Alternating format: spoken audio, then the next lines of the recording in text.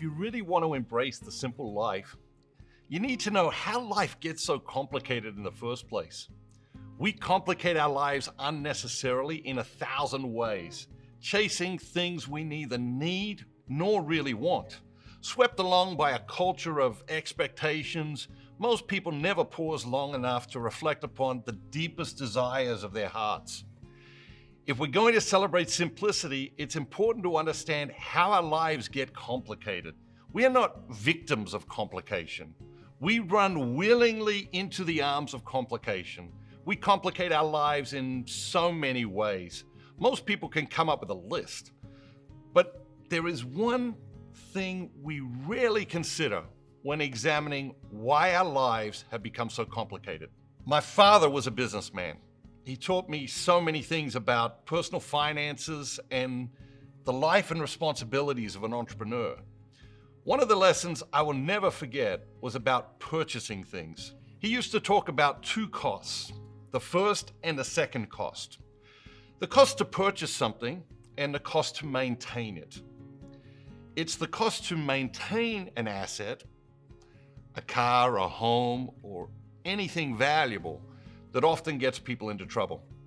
And the more expensive something is, the more expensive it typically is to maintain. So when you buy a car, you're not making a single purchase. You're not making a single purchase decision, but dozens.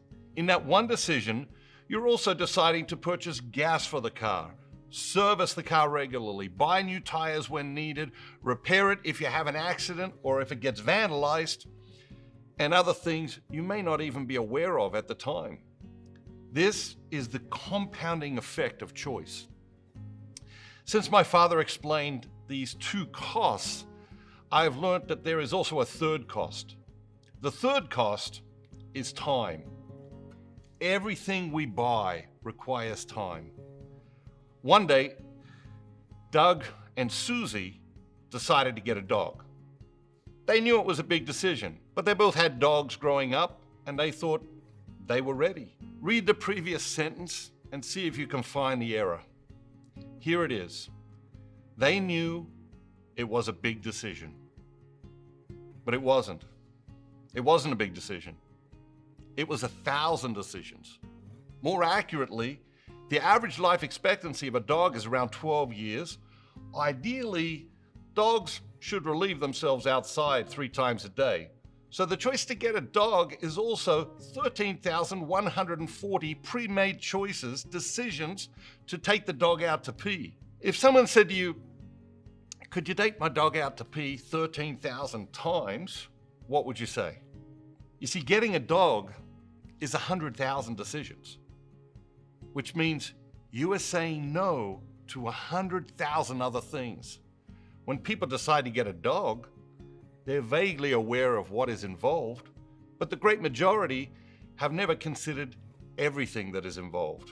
They don't consider that they are choosing to take the dog out to pee more than 13,000 times.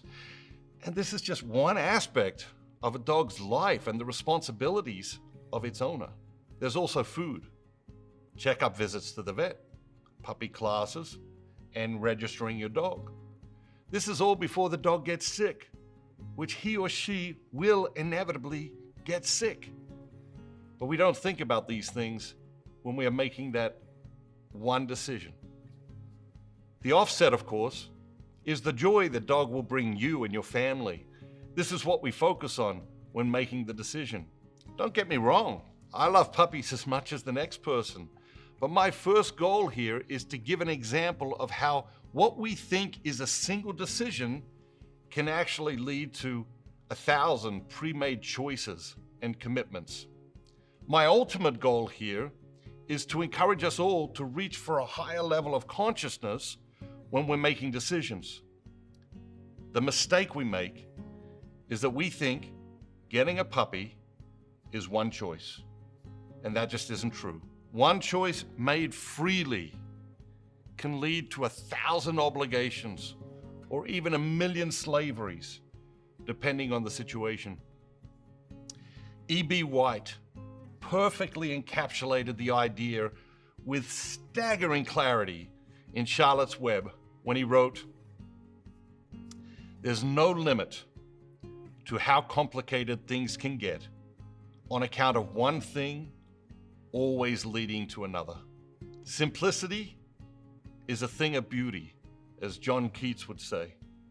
Simplicity is found in truth, beauty, goodness, and justice. It is highly desired, but rarely sought.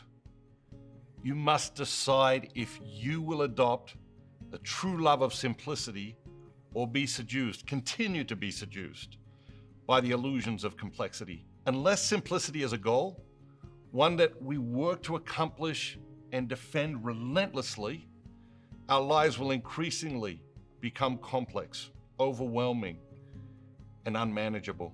One thing always leads to another, if we let it. Allow the wisdom of simplicity to guide each decision you make every day.